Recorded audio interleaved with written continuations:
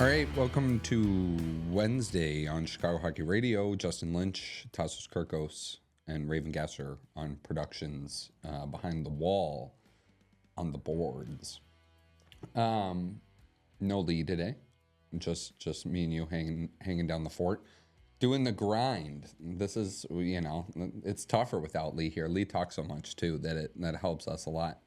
Yeah, it's easy to kind of blend in when Lee's here because he's yapping so much I could never get a word in unless I interrupt. So, but no, it is good to have him though. Like we get those good discourse going, discussions, debates. So, Yeah. But anyway, we will have it covered today and perhaps potentially something, someone joining us later. Yeah. Is it open season on Lee that he's not here today? No, we can't be too hard on him. He's great. Oh yeah, no, I enjoy working with him. People love going at it though. It's fun. It's entertaining. Yeah, for sure. It is. All right. Last day of the Chicago Hockey Radio Connor Bedard jersey giveaway. Enter that if you haven't already. We have a ton of people that have entered. We're calling it at 11:59 Central Time. After that, all entries are, thank you for the follow and subscription and all that. But we are picking the jersey winner.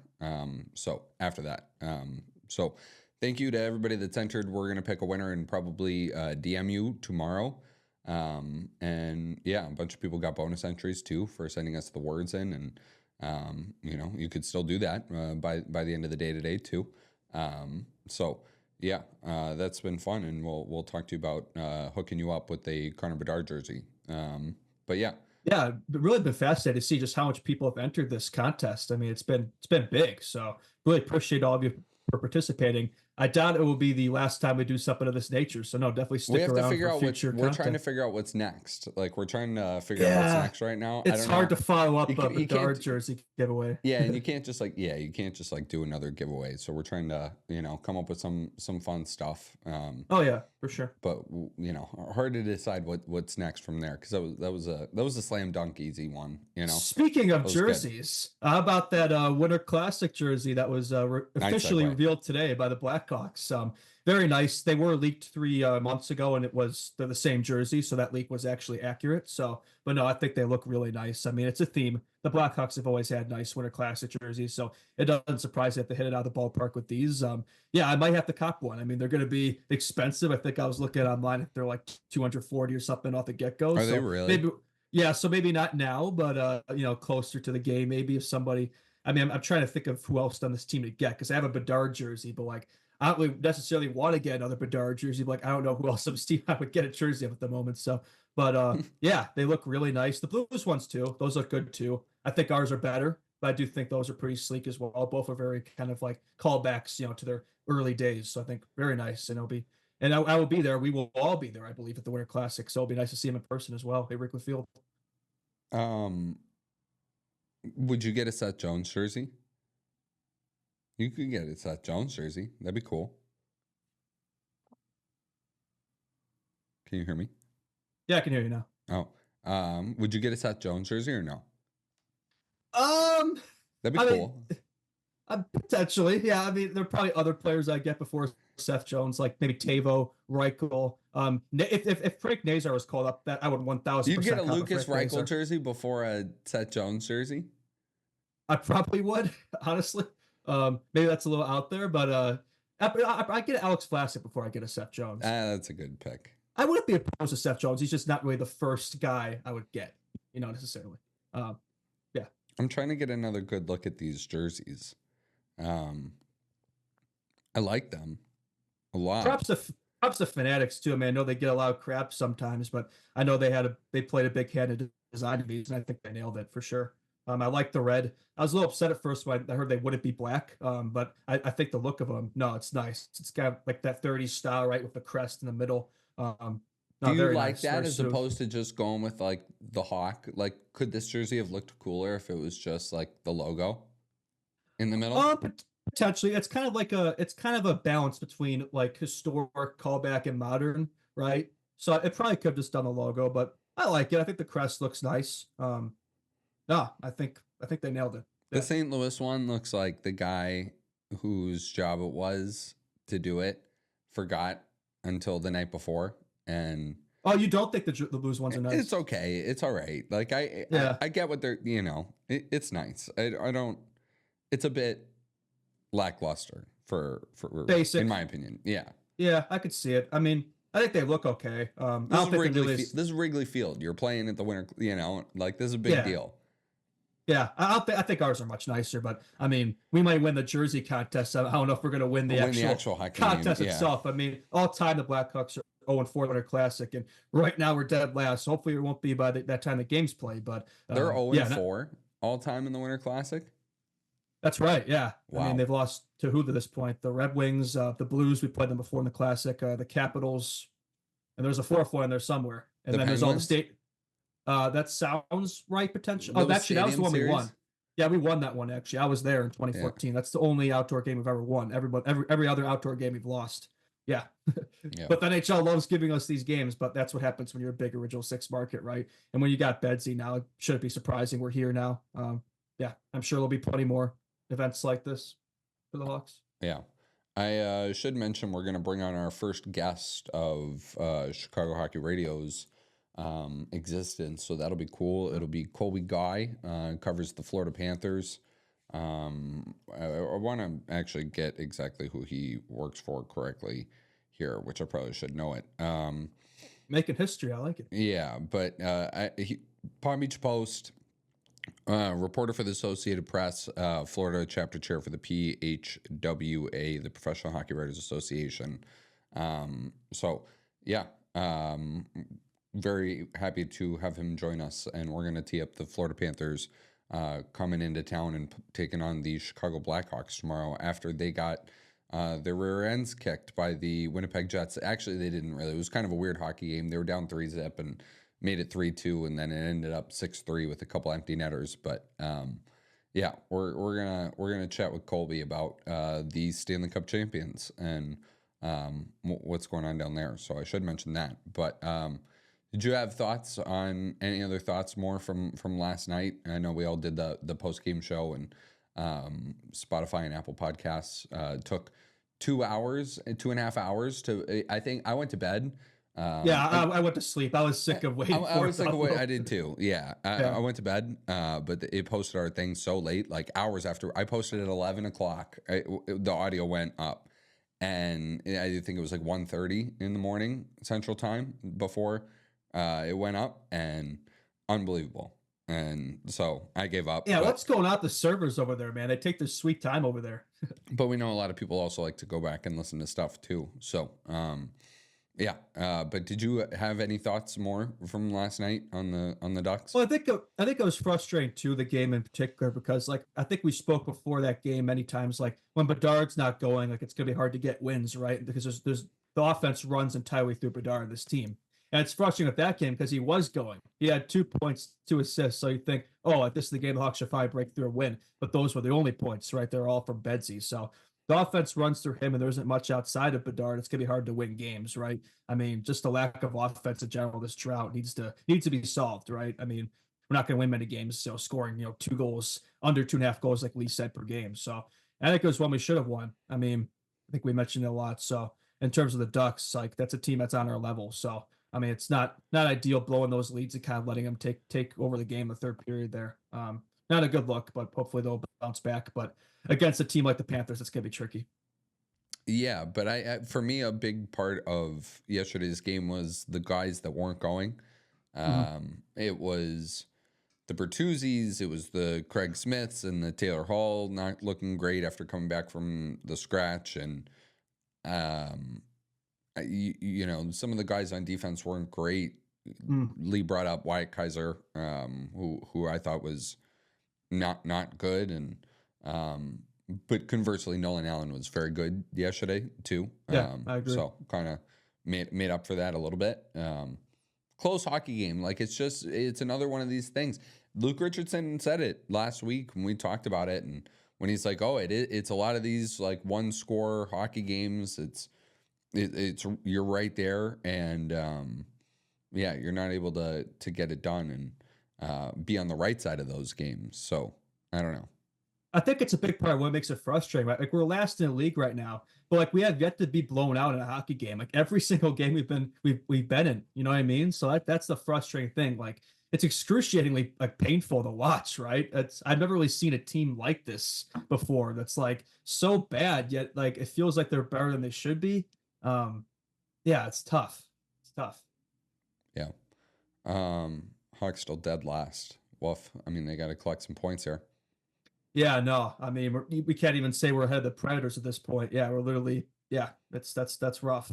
That's the thing too, is like you don't want this to go from bad to worse really quickly, right? Other Mhm. teams are picking up points currently. Like everybody's picking. The San Jose Sharks are picking up points here. Nashville's starting to pick up points, however slowly they are. If you continue to just not pick up any points, you're gonna like this is gonna become like a 10-point gap between you and the 31st spot. I'm seeing something crazy right now. Look at the NHL app. We've lost 3 games in a row. That is the longest streak in the NHL right now. Nobody else has lost, 3 games in a row or more. The most has been like 1 or 2. So that just goes to show the league this year. It's a lot closer than last year, it appears, right? So yeah, I mean, for the Hawks, if we're in this rut for a while, yeah, I mean, we are going to dig ourselves into that hole. And unfortunately, I have to spend basically the entire season looking at this 25 draft class, which I know you don't want to do in November, but it's like right now, like what more can we do, right? Yeah, Yeah, I know, but yeah, you're right. Actually, they are the only team as of right now that does not have anybody like that. that's a fascinating stat, huh? Yeah, uh, I mean, it goes to show that everybody like this could get out of hand quickly if you don't bear down and win a couple hockey games. Tomorrow's going to be a really tough one. Saturday is going to be a tough one. Mm. You know, these are not. No game is an easy game when you're the No, Blackhawks right now. So. Um, Yeah, and I know a big part of yeah. So I don't know. Did you have any more thoughts on the Ducks first before I not transition here? necessarily the Ducks, but I think to expand on your Taylor Hall point, I do think it was disappointing to see him, perform better, especially after that scratch. It's like maybe the whole point that was like send a message to him. And I don't think that really worked out that well because I don't know, he kind of looked the same that he kind of has this season. So I don't really know if that made much of a difference, to be honest with you. It's like, okay, you want to give him more work. Why not just keep him out of practice? We mentioned that. I didn't understand scratching at the time, and I still don't. And that's a guy you really want to see get going because I do think like that's a big X factor in this team, right? A lot of those kind of secondary scores that we thought would provide a jolt to this team haven't really been producing. We were dead last in the league in goals last year as well. And you have a healthy Hall back, you have Teravainen, you have Bertuzzi. Like there's no reason this team should be last in goals again, right? I mean, you look at it, I mean, it's not great, but I do think there are worse offenses I look at roster wise than ours. But we're Hmm. just not finding the back of the net. And when Bedard's just kind of been good, not great, too, that doesn't help either. But all this talk about Bedard though, I mean, you look at it, he still has more assists on his team than anybody else has points, right? He has 12 assists, and the next point producer is Ryan Donato, who has 11 points. So all He's this talk 19 about years old and the best player on his team. my point is like all this talk about Bedard being underwhelming this year. I think he's been fine, honestly. I mean, would you expect a bit better? Sure. Have it been a bit underwhelmed at times? Yes, but you know what? I think he's gained the best out of what he has here, and yeah, I think there's just a lot of overreaction so far, and I think even last night we saw a lot of what we expect to see out of him. I think we'll see more of that. I think he's going to get going here. I think the move to the wing was smart. Let's keep him there for a little while. I'm not saying we keep him there forever. Maybe just a little while to kind of get his confidence back, get the ball rolling again. But I think he and Dickinson, that's a good connection. Like that's like the positive takeaway I mentioned on the postgame show. The positive takeaway was that connection. And I would keep that rolling. I'm emphasizing that point because I worry Richardson's going to switch back because he does that so much. But yeah, I think he's going to keep it for a little bit. It'll be that way for a little bit here now, but yeah, um, just get somebody else up there with them. Yeah, yeah. Um, so should we talk about Richardson then? I mean, the story of the day is Jim Jim Montgomery Montgomery. out. Yeah, I think this morning on my show on the morning show I said Bruce Cassidy more than once as a mistake while we were on there. So yeah, I think there's a mistake too. Bruins coaches just getting they've been changing coaches so much recently that now you got Joe Sacco in there who's an NHL old head and has been around it for a while, although he hasn't gotten an opportunity in a long time to be When a was the head last coach. time he coached? Like the Avalanche? Yeah, it was Something the like that? Avalanche in like Yeah, 2013. So I remember it's that. been over Yeah. 10 years since he's been an NHL head coach, and he's been with the Bruins for a while. So, but we're going to talk about that more because I want to talk about like Boston, how bad they are. Yeah, the Sean Gentili article. I did want to bring this up with you. So Jim Montgomery, first coach down on the year in the NHL. Who is next? I think the consensus everybody seems to believe is Derek Derek Lowe. Lalonde. Yeah. We all thought he might be the first domino to fall, really. But yeah, I just and the Red Wings are bad too. That's a bad situation. But second up on this list, I don't know if you ranked them by, this is, it doesn't say 1, 2, 3, 4, 5, 6. It just this is the order it goes in top to bottom. But Luke Richardson is second on his list. So Really? yeah, Wow. I am gonna read Sean Gentili's article here. Just it's split up into two parts for each coach, why he's here and why he shouldn't be. So I'll read the why he's here first for Luke Richardson. For some coaches, a 6-11-1 record through Monday would be enough to earn a spot on this list. Well, now it's 6-12-1. Yeah. For Richardson, though, the process seems to have become a problem. It's not just that the Blackhawks are losing games, that's still largely what they're designed to do. A fact that's made Richardson understandably enough immune to most forms of criticism. It's that they're losing badly, which I argue isn't true, but nonetheless. Chicago has been outscored 15-6 in its last 5 games and lost 4 of them. Richardson, meanwhile, caused a low-grade mess by surprising Taylor Hall with a healthy scratch and then hitting the line blender until Connor Bedard, scoring at a 60-point pace, mind you, ended up playing left wing with Jason Dickinson and Joey Anderson. Wasn't he playing the right most of the night, though? I know he was kind of... I think he was kind of switching. Yeah. I think it was left wing, actually. Yeah. Yeah. All right. So here... Yeah, I mean, okay. I would argue a lot of these games are closer than it seems, and I doubt he accounted for empty netters in that count of 15-6, and but yeah, I mean, scoreboard wise, I mean they're negative 14. They're goal not getting differential, dummied every night, which isn't that bad. I mean, what there's like 4 or 5 teams in the league. 5 teams in the league who have a worse goal differential than us, and a couple who are tied. So I think we've been in the games, but I think maybe his point there is just like the offense hasn't. So like that's kind of the point I brought up, where the scoreboard doesn't always tell the whole story. In some of these games, it feels like, okay, we're only down a goal or two, but I just can't see us coming back in this game because we just can't put the puck in the net. So maybe that's the point he's making there, just the lackluster and anemic offense, which I think is my major problem with the system, just the way it's run. I think defensive structure's been good, but it doesn't mean much. Goals win these games, and we're not scoring them. Yeah. So this is the why he shouldn't be. Barely 2 weeks ago, Blackhawks general manager Kyle Davidson dismissed calls for Richardson's job as, quote, ridiculous. Now the Blackhawks were 5-7-1 at the time, but it's hard to imagine a stretch like this one, rough as it's been, would be enough to change Davidson's mind just yet. More mistakes like the Richardson one made with Hall, maybe that'd do it. Ultimately, though, this feels like it's all about Bedard, who's made strides as an all-around player, even as his production has hit the skids. If Richardson is the right coach for him, he'll be the right coach for the Blackhawks.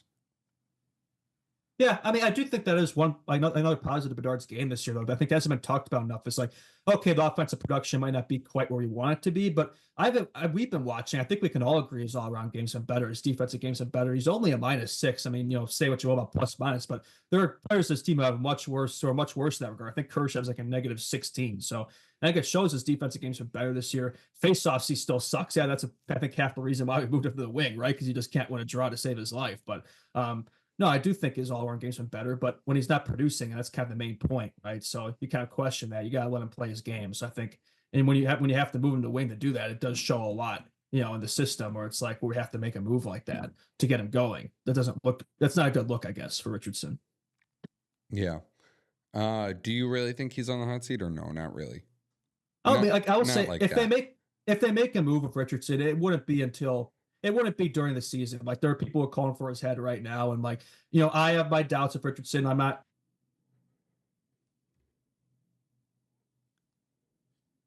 Oh, we don't have Justin. Yeah, we're lagging.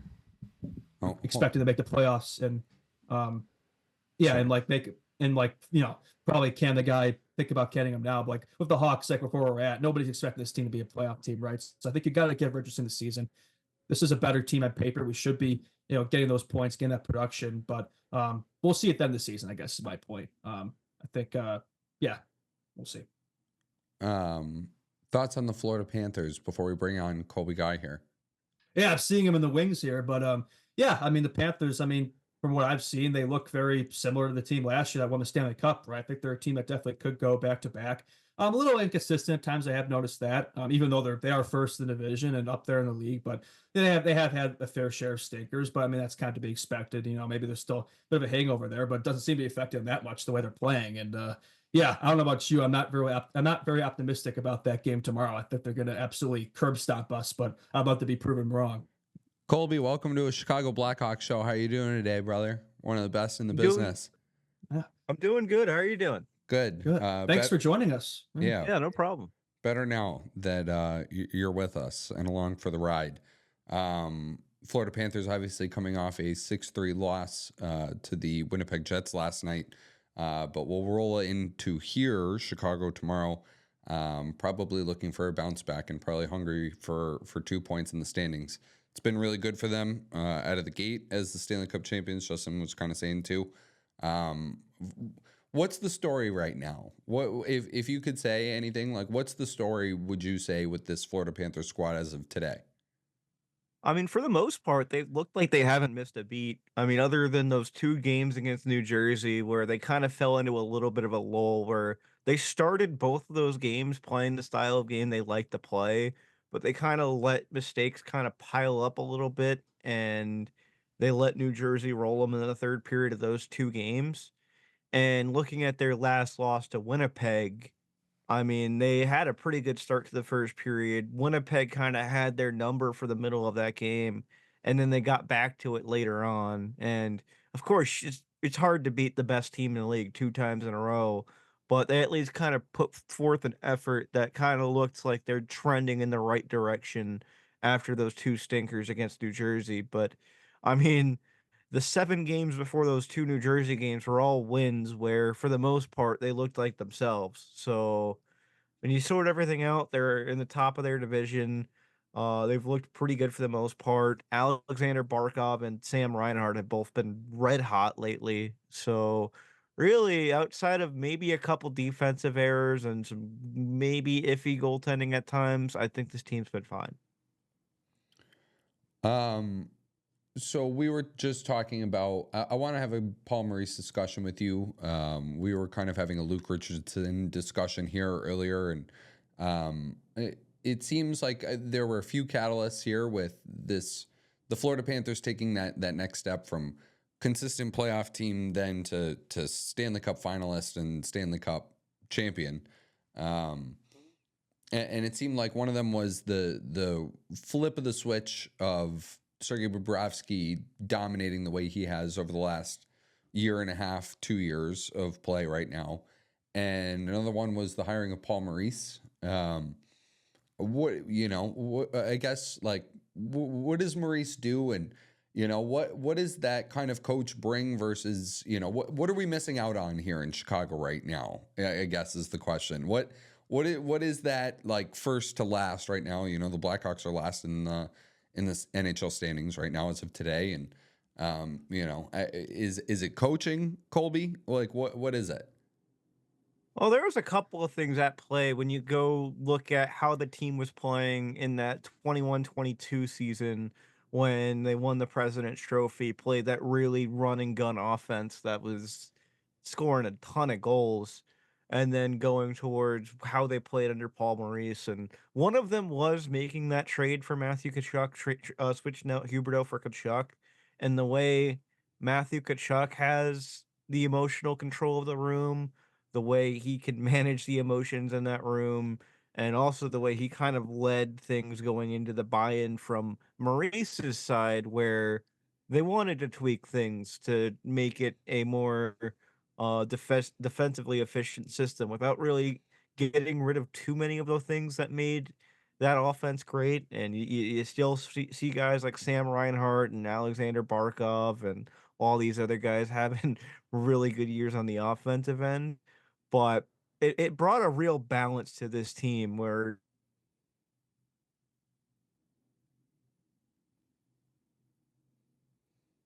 kind of slowed down the way it did in that Tampa series. And I mean, you got a guy like Matthew Tkachuk that can drag you through the fire. You got a guy like Sam Reinhart who's really stepped up in the last couple of years.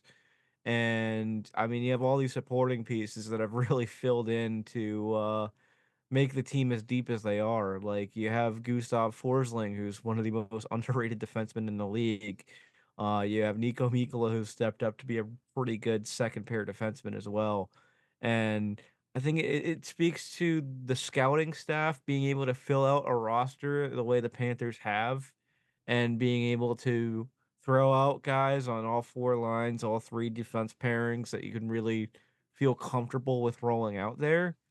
And then it also just speaks to the system that they're running, that they're limiting the goals against. They're playing a strong, harder game where they're not going to fold when the pressure's a bit too hard, and they're getting into these slow playoff style games. So really, I think it's a collective effort, a collective buy-in, and I think it's a lot from Paul Maurice, a lot from Matthew Tkachuk, and it's been especially a lot from Bill Zito to be able to take this team from where it was when he found it to where it is now. It seems to me that the Panthers kind of the play style that Maurice kind of instills is kind of the way Richardson wants these Hawks to play. But for me, it's like I look at these teams, the Panthers are obviously a much more stacked roster, much better players to complement that type of system where it works out really well for them, especially come playoff time. I know in the 2021 season of the 22 season, Panthers are great in the regular season with the high flying offense, but it kind of fell off in the playoffs. They switched that system up and it worked out great the last two seasons getting the Stanley Cup. I think that's a big part, Maurice, of why they won those when they won the cup last year. It almost came close here before that. They're still where they are now. I guess maybe my question is like, would you agree with that? Would you say it's more of a players thing, or do you think it could be a coaching problem with the Hawks? Yeah, Well, I mean, if it's a system that Luke Richardson wants to, or I think Luke Richardson's the Blackhawks coach, right? that's Mhm. right. Yeah. Yeah, my bad. I don't know why I stumbled because I was thinking of whatever. But yeah, I mean, if that's something that Luke Richardson's kind of building towards and trying to instill, and you see an upwards trend as these players start progressing and getting better, I think it's gonna start to show eventually. And I think he'll have a bit more of a leash to kind of figure that out as you get guys like Connor Bedard and Kevin Korchinski and Lucas Reichel and all these young guys to where they need to be. And if he can manage developing that talent while also kind of instilling that play style that he wants to put in along with it, I think he's fine. I think the main thing with the Blackhawks is that a lot of their better players haven't hit their peaks yet, and they're still working towards that. So I mean, eventually, when you get to a point where you get the Bedards, the Korchinskis, the Reichels, the Frank Nazars to kind of hit their peak, and you can find the right pieces to surround them, I think the Blackhawks are going to be in a much different place. It just depends on how long that takes and where the direction is going as far as the hockey being played on the ice and how these guys look in that system.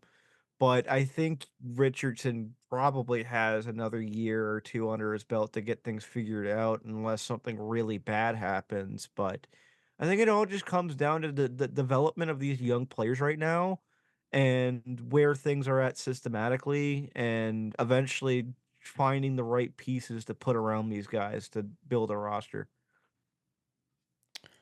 Thoughts on the game tomorrow against the Blackhawks? What do you expect from the Panthers? What are you expecting maybe from the Blackhawks either? What do you got going in tomorrow?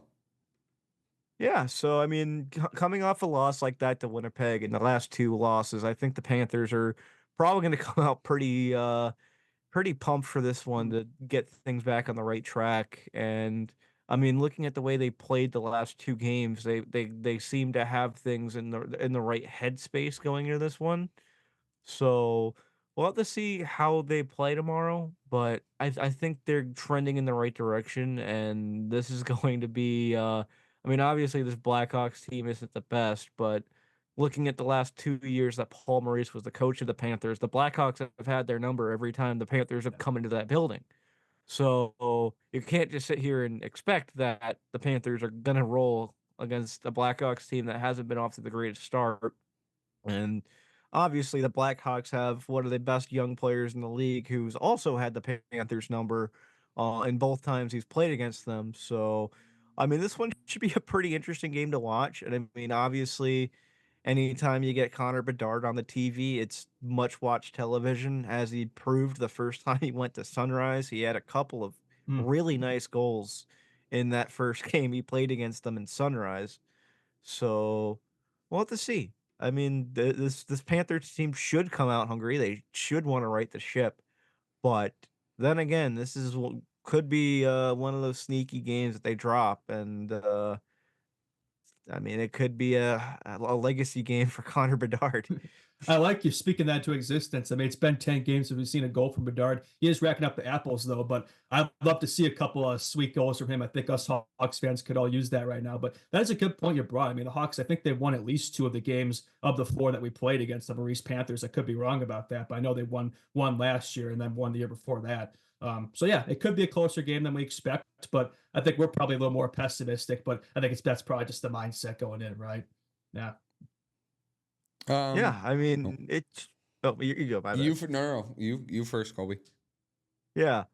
But I mean, just looking at the way the Blackhawks have played the Panthers the past couple of years, they've always ended up being that team that snuck up on them. And I mean, even talking to Paul Maurice on the first day of training camp, he went up there and said, "There's a game in mid-November against the team that didn't make the playoffs last year that some people could go out there and say is a Stanley Cup hangover game." And this was the game he was pointing to because most of the rest of the teams they're playing against in this month made the playoffs last year. So, I mean, he is well aware of the problems this team has had playing against the Blackhawks. Yeah. Um, uh, what about a player like Anton Lundell? I feel like I watch a lot of Panthers games. I Hmm. mean, Reinhardt's picked up right where he left off from last year, clearly, and Barkov I know missed a little time, but he's still Alexander Barkov every time he steps out on the ice. And but I feel like Lundell's a real player that if he took that next step, then this Panthers team Hmm. offsets any losses that they had over the summer and really even has just another weapon that they don't even need, but just is another luxury for them. And every time I feel like I turn on a Panthers game, he's on the scoreboard. So Yeah. thoughts on Oh, him? yeah. I mean, you've really seen it this year. I mean, especially when Barkov went down, he was up there playing with Sam Reinhart. He was racking up a pretty decent amount of points. And then, even though that Barkov's back, he's taken on a lot of responsibility. He's been playing a bit more minutes on the power play. He's on that power play too. And whenever the Panthers pull the goalie, he's the guy that always comes off the bench. And he's really taken the next step on the penalty kill as well. So, I mean, this is a guy this team really trusts at this point, and his numbers have really taken that step up as well. I mean, he looks like a much more confident shooter when he's out there. His defensive game has been great since day one, but he's really taken it to another level to the point where he's a guy that the Panthers can trust against other teams' first lines at some point. And yeah, I mean, he's just overall taken that next step to being a pretty solid two-way player that the Panthers can plug in wherever they need him if anything pops up. And I mean, that's really been the case this year. I like the potential of that kid, but yeah, the Panthers really love these two-way Finnish centers who are excellent on both ends of the ice. That seems to be a pattern with them. Worked out. Yeah, Yeah, I mean, it starts with Alexander Barkov. That yeah, kind of starts the culture there. But I mean, you see it with Etulo Sarainen being a really key piece of that penalty kill. Obviously, Anton Lundell. Both those guys have really good chemistry on that third line. They play on the penalty kill together a lot. So yeah, I mean, it just really fits their system of yeah. playing a strong two-way game. Although all three of these guys were here before Paul Maurice was, this was all three of these guys were, save for Lundell, on the roster when Dale Talon was the GM. But I mean, it just fits their identity of playing that solid two-way game, and they all bring a lot to the table.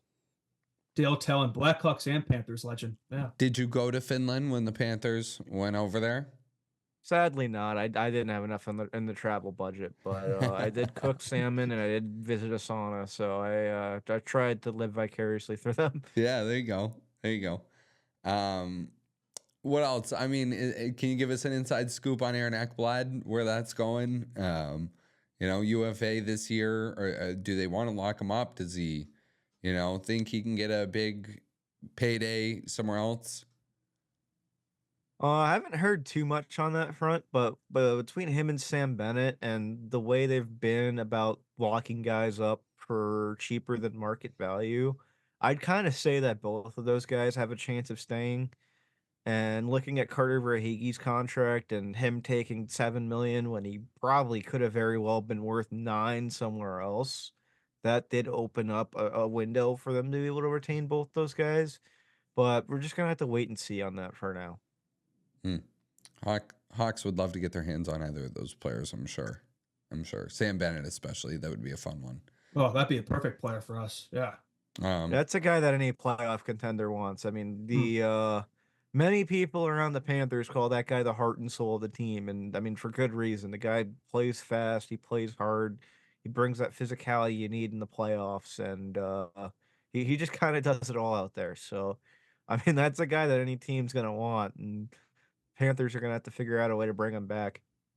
Yeah, I did love watching that guy in the playoffs. The whole team in general, that Panthers team is just so perfectly constructed from my point of view this past Stanley Cup run. It kind of reminded me of some of those old Blackhawks teams, particularly the 2015 one. It gave me some nostalgia. So I was cheering for them over the Oilers. I was glad they won. And I don't know. I'd be happy to see them go back to back.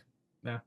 Yeah. They're a fun team to watch, and they're able to kind of win games no matter the situation they're put in. So, I mean, they obviously have a pretty stacked roster with a lot of stars on it. So, I mean, it makes for some pretty entertaining hockey.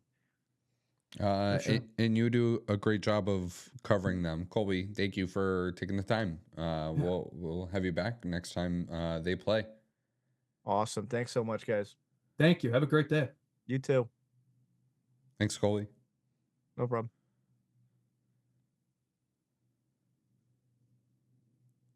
That was Colby Guy from the Palm Beach Post and the Associated Press, the Florida chair for the Professional Hockey Writers Association. So we thank him for teeing up the Cats. That was yeah, fun. no, That was he fun. knows his stuff. That was a good discussion. Yeah. Yeah. Got me more excited for the game tomorrow. I was going into it not that excited, but then he reminded me, oh yeah, the Blackhawks actually have a decent track record against the Cats the last 2 years. And Bedsy kind of owned them last season. He had 3 goals against them in 2 games. So yeah, I mean tomorrow could be an upset. We'll see.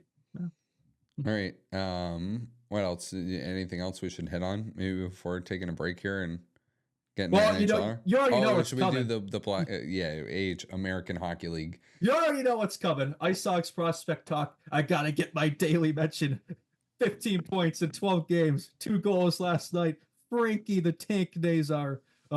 Yeah, Kyle's not gonna call him up anytime soon, but hey, we got those Winter Classic jerseys revealed. I love the Kappa Nazar Hawks one, so get on that train, Kyle. But no, Hogs big 5-2 win last night. They definitely need it. They're 5-8 now, so I want to see that team get a run. There's so much young talent down there. Let's drink some consecutive games here, and yeah, for sure.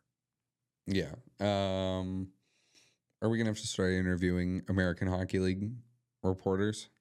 No. May have to at this point. Let's get some Hogs people on here. Yeah, get some scoops on these prospects. I'm sure there's for some people that cover the Hogs. I'm sure there's somebody that's doing the Hogs thing that we could. Oh, I know there are. Yeah, I think I have somebody in mind actually. Yeah, I'll check in. Yeah. All right. Yeah. We're gonna try that interview stuff. We're gonna try it from time to time. We think it would be fun for days like today when we're doing a lot of podcasting and Lee isn't on here, and or even when Lee is on here, we can do this. I But have some people in the Hawk sphere of mine too. People that kind of do yeah, what I do, content creation wise. I think they'd love to come on, so I'll check in. And yeah, we'll keep making. Maybe we can make this like I don't know, like a weekly thing or whatever. Maybe just one day. I don't know. Yeah, we'll figure it out. people, Yeah, people who cover the Hawks, people who cover the teams that the Hawks play, former NHLers, former Hawks. We have a few that we could get on, and we'll try and get more. And if that's a thing you guys like or enjoy and want to see us do it, we're trying to push the show out more, right? And the bringing on your friends is a good way to do that, right? So, for sure. and making friends with people that you bring on too. Yeah, but I guess we're gonna have to get some American Hockey League people on to talk about it. I could get a few. Yeah, all right. There's people that cover the American Hockey League. I don't know that people want this to become a AHL talk, but I would maybe. counter on that. I think a lot of Hawks fans would Yeah, actually no, I know. like to hear about the Ice Hogs more, and not just them, just how our prospects are doing in general. Yeah, I think people appreciate that. Yeah. It's loser talk. You gotta think like winners. You gotta think like champions. This is a franchise of champions. Yeah, well, the future. Yeah, right now, not so much, but we'll get there. Yeah, but it's a mindset. It's a mindset. I see your point. The Richardson mold there. Yeah. It's a mindset. All right. Yeah. With that, we will take a break. It'll be very, very short because this is a recording and not live. So, and we're not playing any ads in between. So it will be about 10 seconds if you are watching this afterward. So be back on the other side of this for NHL Hour.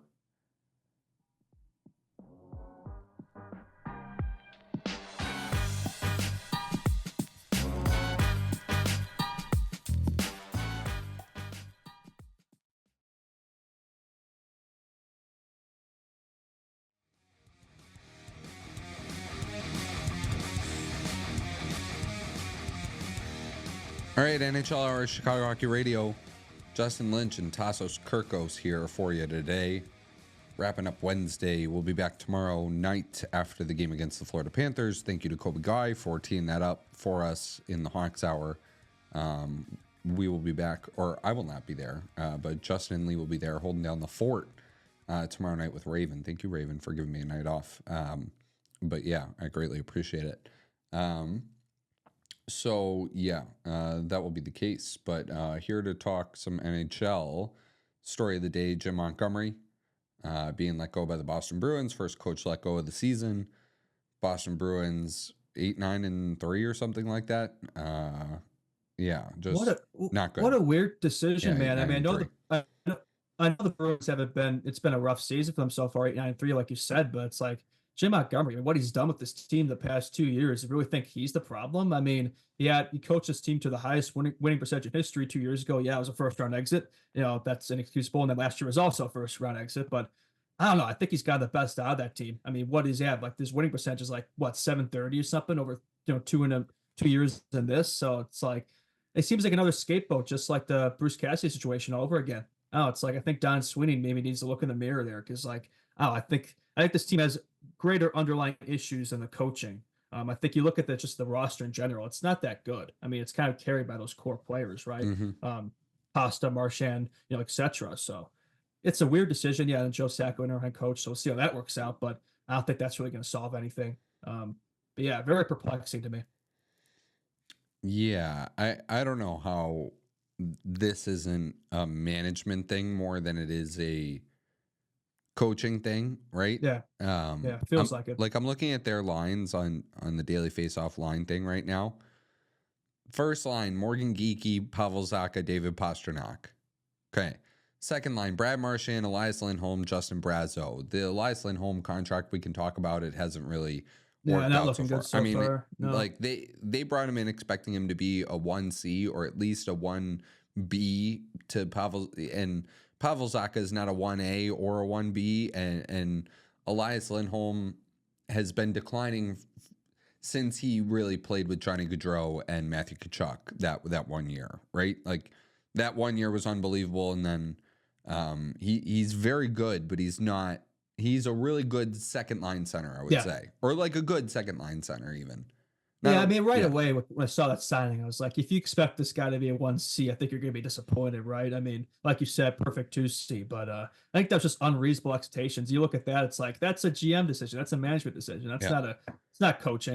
And there's a lot of things you look at this lamp. There's just not a lot of depth there, right? I mean, the defense has been yikes. I mean, McAvoy's on an island there, and I think the goaltending's, Swayman's been, okay, maybe not as good as he has been, and losing Olmark, I think, has probably hurt them more than they expected.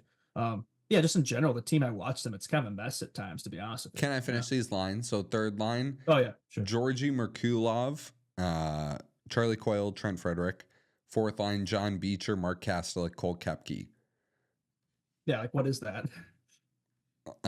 And then the back end, Mason Lohrei and Charlie McAvoy. Lohrei is fine.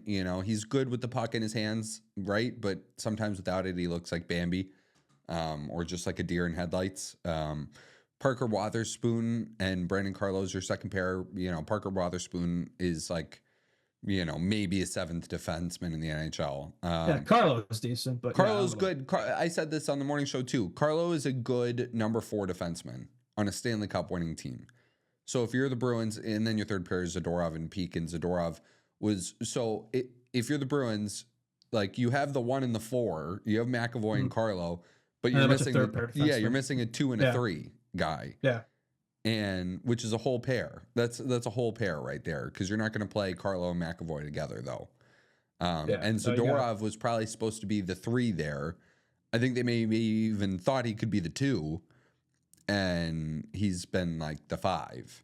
It shows you like a lot of those additions they brought in by the GM haven't really been paying off. So it's like I don't know how you can blame Montgomery there.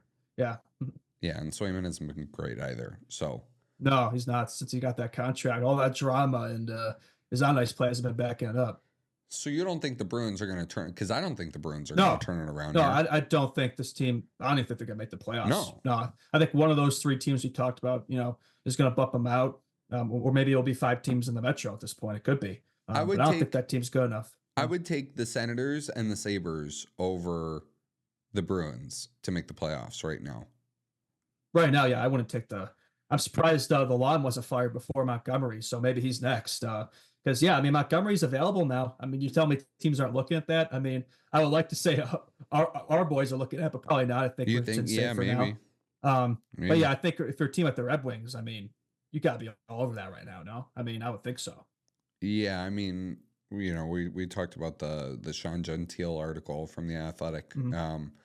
Yeah, Lalonde is probably the next guy to go. That or, I mean the longest overdue guy, like I don't think Lalonde, I think if Lalonde gets fired too, it is also kind of the same, like he kind of got a raw deal a bit in that like Detroit's just not that good and the expectations are make the playoffs in a competitive division where it's very difficult to make the playoffs. And you brought in some of these guys that just haven't worked out, and you have all of these guys on different timelines, and the goaltending is, the Ville Husso move wasn't good at all, and like I don't know, but Mike Sullivan is a guy that I think is long overdue for a firing. I know he's close with Fenway Sports Group, so it seems like that's not really going to be the case there, but I don't know. Like, I feel like that's the one that needs to happen more than like a Marty St. Louis, or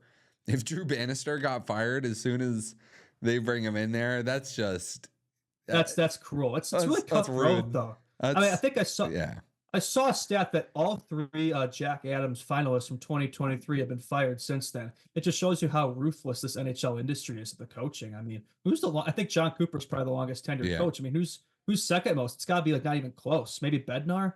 But yeah, it's wild to me, just like how quick it is. It happens. I'm going to look up current longest tenured coaches in the NHL. First of all, I think the Sabres are about to go on a run here because they sent Devin Levi down to Rochester, and not so much that, but just UPL has been so good there that I think you give him 10, 15, 20 games, run is like his net there. The Sabres are going to win more games than they're going to lose here coming up, I think. And Ottawa's, been good, other than getting dusted last night by Edmonton. But, kind of hard to stop those 2 guys, though. Yeah, no, for sure. When they're cooking, yeah, I mean, But against any team, I it's think tough. Boston's cooked though.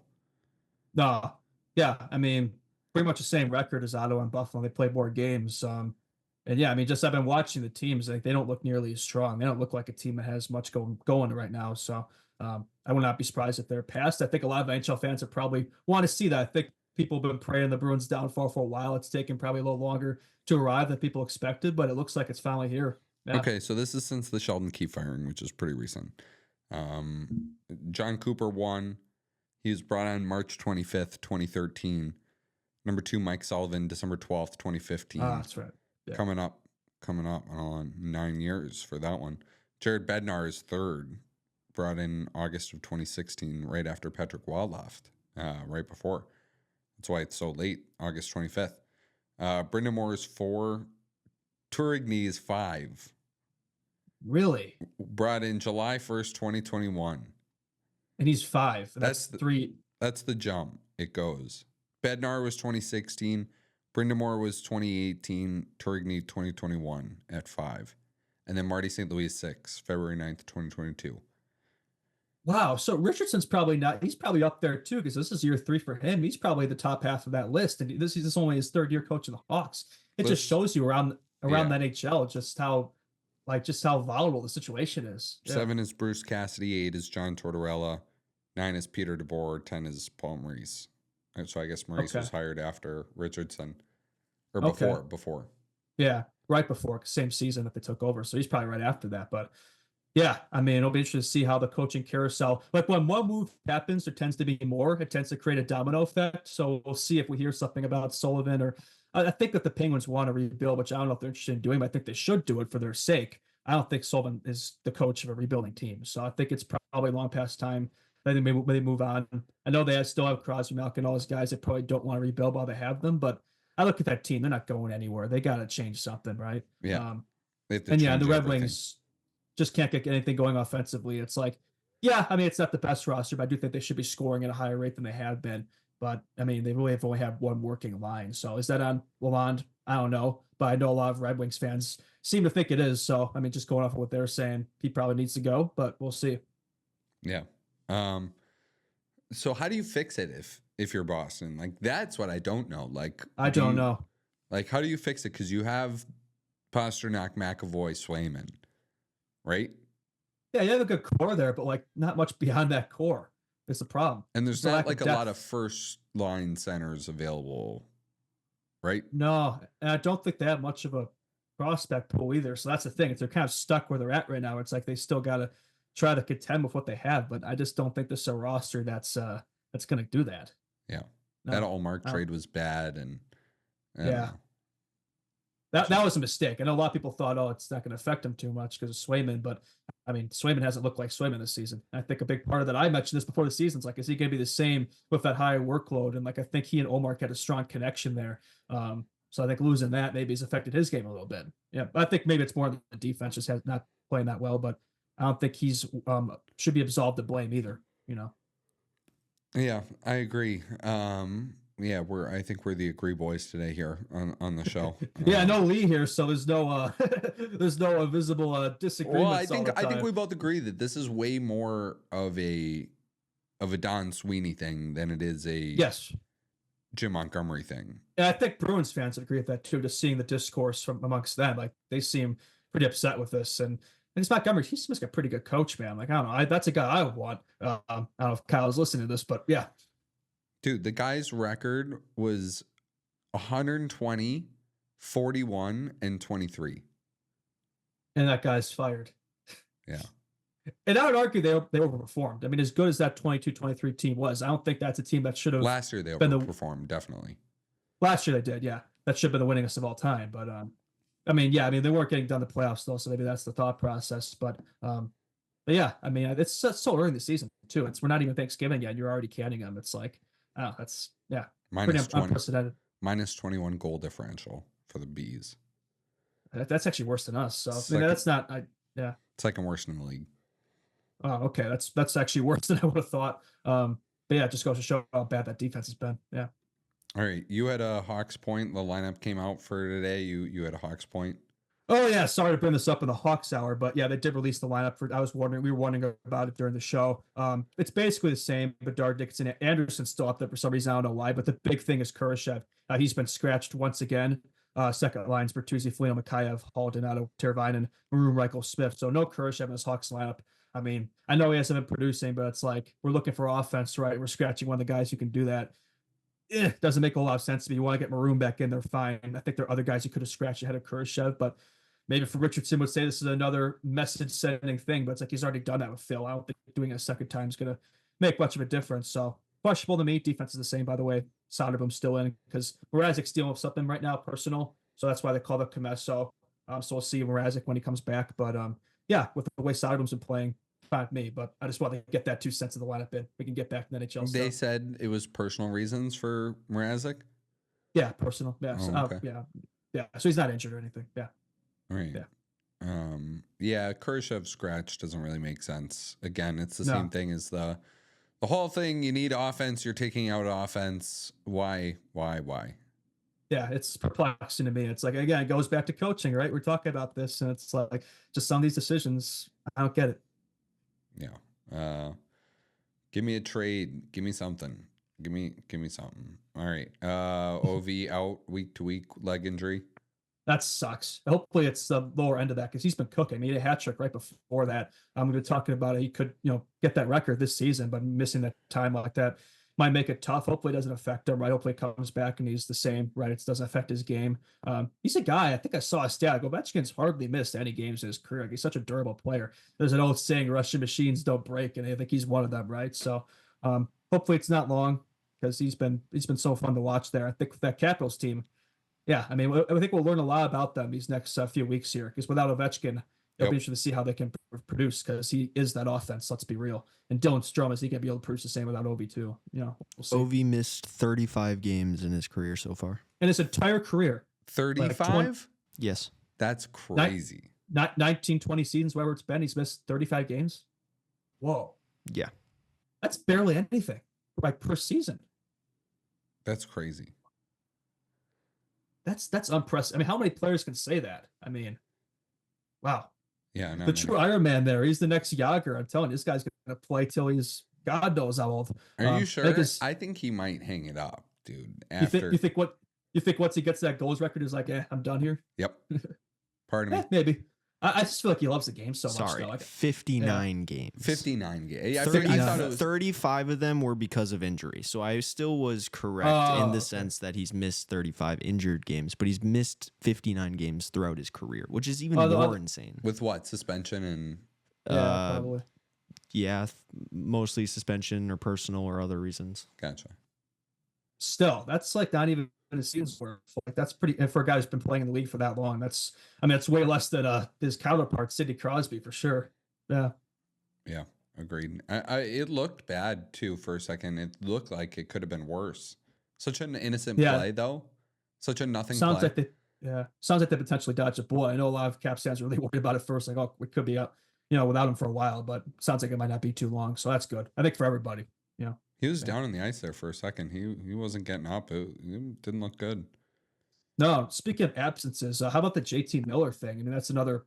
I think he's out for personal reasons. We don't really know anything about it. I don't think we still don't know anything about it, but that could be a while. I mean, we're not going to speculate about that, but in terms of the Canucks, it just makes their situation tougher. I mean, we've already talked so much about Demko being out and how they've kind of managed that, right? The record's really strong and they've looked still like the team we saw last year, but you take out a big piece of that offense, a big piece of that core for an extended period of time. We'll see how they respond to that. I think we'll learn a lot about the Canucks as well over these next coming, who knows how long. But yeah, it's a big loss for them. Yeah. They said it wasn't like anything alcohol or drugs related. It was more of just like good. Needing some space, needing some time away. Rick Tocchet benched him on Sunday's game against the Predators and said after the game that he put the guys on the ice that, felt could help them come back and win the game. And then, he takes the personal leave. And JT Miller, like, Vancouver's an intense market to play hockey in. Like, that's, they used to, like, follow him around and, like, find him on the street and chirp him. And, You know, there was like the pumpkin patch story. Did you hear that one where? Yeah, I did hear about that. He was with his family or something. Yeah. Just some random fan was chirping. I'm like, I hate when people do that. It's like, keep that to yourself, man. These are human beings, right? Like, Vancouver's tough, yeah. and like Elias Pettersson, it has affected, and it's not easy. Like it's not. They're probably the most intense group on the internet, right? Like Yeah. at least one of them. As Hear that, somebody Connor? yeah. You hear that? Yeah, it's tough. It's not easy to be a Canucks player, and No. especially one of the guys that is supposed to be the guy on the team, and he's had a tough season, I think. So he's probably like, "Hey, I need a break." Yeah, I mean, when things don't go badly there, I mean, you have to worry about the security of that city too. You know, those Canucks fans are really into their team. I mean, we've seen that, especially in 2011. Yeah. Yeah. Tough. Man, Yeah. this Montgomery thing is crazy. It's wild to me, man. Yeah. Yeah. I think it's going to cause a chain reaction. I don't think this is the last we'll hear of. Well, I think we'll probably hear some more coaching news pretty soon. Yeah. What's the over/under coaches fired this season? Line set at. I know Lee's our betting guy, but probably I'll say 5. 5? You think 5 are in season are fired? Oh, in season. Oh, I was thinking maybe 3. I'll say 3. Or wait, we probably want a 0.5 in there, right? We'll say 3.5. Yeah. For betting odds. That's a good right? one. Yeah. That's a good. Yeah. That's a good line. That's. So I could see there's like 2 right now. I think we talked about Alon Sullivan, who could definitely be gone at any moment. So then I'll throw one more in there that we kind of speculate about to get to those odds. Yeah. Yeah. Something surprising will happen at some point too. Somebody's gonna go on a slide, or something's gonna rear its head, and it always does. It always does. Thoughts? Tonight's games, tomorrow's games before we get out of here? Yeah, sure. Let's see. Big games coming up. Vegas Leafs, that definitely could be. I mean, those teams are like pretty much identical records, right? And both of them have been, I think, a little better than expected, to be honest. We've talked about Vegas a lot. They just keep chugging along. Every time I think that team's going to fall off, they don't. So that should be a good game for the Leafs, who have definitely been turning it on lately, and that's without Austin Matthews. So that's very telling for them. It's a good sign for them that they can produce without him. How long do we know anything about Matthews? How long? They said at least. They said at least until next week, like at least. Okay. That was. But I think it'll be a little longer than that. I heard he's been like rehabbing in Munich or something like that. Yeah, and Raven and I said that on the morning show, that if you're in Germany with one of your team doctors for an injury, it's probably not good, right? Yeah, you would think, right? You probably don't need to go to Germany if it's something that's going to be better in a week. Yeah, so now where'd they get that from? Yeah, I mean, probably longer than that then. Yeah, well, I think that's what Craig Berube and Brad Treeliving were saying. Fair enough. Yeah, well, they would know more than me. Yeah. No, you never know with these things. They might just be saying that to throw people off the trail a little bit, because it's easier to put it off until next week and then say, oh, it'll be another week, right? Yeah, for sure. I would say actually Sharks Stars. I mean, that could be interesting too. I mean, the Sharks, I mean, kind of been overperforming a little bit, picking up points. I mean, Celebrini, insert him back in that lineup, and suddenly they look like a competent team almost. I mean, he had a big overtime winner we talked about a little bit yesterday at the post-game show. That was a sick goal. He had the nice "Are you entertained?" Selly. I think he thinks he's Bedard over there. But yeah, I mean, maybe they could pull off another upset there. Canes Flyers. So while we're playing the Flyers Saturday, that'll be a fun game. Bedard versus Michkov, first game. We'll talk about that more Friday. But yeah, Canes Flyers. I think the Flyers have been kind of up and down, but when Michkov's cooking, they got something going over there. Yeah. Yeah. I'm looking at Caps hosting the Avs tomorrow night. I'm looking obviously at the game that we'll be watching, the Blackhawks at the Panthers, and Rangers Flames and Wild Oilers. Wild Oilers is going to be actually an underrated game, I feel like, in the night too. I will say Evan Bouchard, after that rough game against the Leafs, he did have a really sick goal the other night. So yeah, maybe he hurt some of the critics a little bit, but yeah, no, that should be a fun one as well. And yeah, Devils Canes. Oh, that's always a good one. Good interdivision matchup there. Yeah, I mean, we talked a lot about the Hurricanes, how they've kind of exceeded expectations a little bit after all those losses, and the Devils' inconsistencies. They got to get that figured out, but that should be a good matchup. And the Hurricanes will be on the second half of a back-to-back, so maybe the Devils will have a shot in that one. You would think, yeah, but sometimes these teams have back-to-backs, man. Sometimes they play better than you expect, you know. Yeah, You we'll feeling see. this? You still feeling the sting of the loss against the Ducks? Yeah, that's where I got that from. Yeah. Recency bias. Yeah, exactly. Yeah. But I'm actually really excited for the Hawks Panthers. I think that'll be a good game, but we talked about that. But other games Thursday, let's see what we got here. Yeah, I mean, I think we kind of nothing else here really fascinates me. Maybe Rangers Flames, that could be decent. Yeah. I'm excited much. too. Quiet weekend of hockey. 2 games on Friday, 1 on Sunday. That's Really? a nice quiet weekend. Busy Saturday still, and we have our first afternoon game of the season for the Blackhawks on Saturday too. So Exactly afternoon. Yeah, I think we have one Yeah. like 3 o'clock one against the Kings, but otherwise they've all been kind of later games. But yeah, I mean, I think that's in Philadelphia too, and like the Hawks have not had a good track record there. So, but hopefully they could turn that around. We'll see. Yeah, I mean, these Saturdays are always filled, man. But then like Friday, Sundays tend to be pretty chill. So that seems to be a pattern of NHL, these scheduling. Yeah, Sunday there's one game. What's up with that? I like that's it though. interesting. I like it. Nice and quiet. Let us get into the week. You know, Give us a day to breathe. Yeah. I see your vision. We need some time, so that way we can be more energized when we're here for it. Like when it's like podcasting isn't a grind here. We're not going to sit here and pretend that it is. But 6 days a week of doing it 6 days in a row and covering all it's a grind. It's its own grind. Yeah, it's an enjoyable grind. I mean, I'd rather do it for something like this, like hockey, than anything else, right? Yes, There's an old saying, right?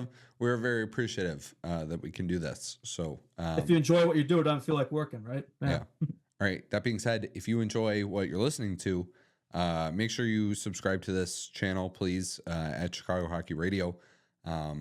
If you're an audio listener, please go check out the video. If you are a video listener, please go check out the audio. Being synced up and subscribed and following the pages on all the things, like whether you're one type of listener or the other type of watcher, if you are a fan of the show, doing all those things helps us out a ton. And we know a ton of people have done it. So for the giveaway that ends tonight. So we appreciate you all, and follow us on Instagram, and we're going to take questions on Friday. We've gotten a couple already, but continue to send them in. Send questions in. DM us questions. We answer them here on the show every Friday, and we might get a Discord. We were talking about that.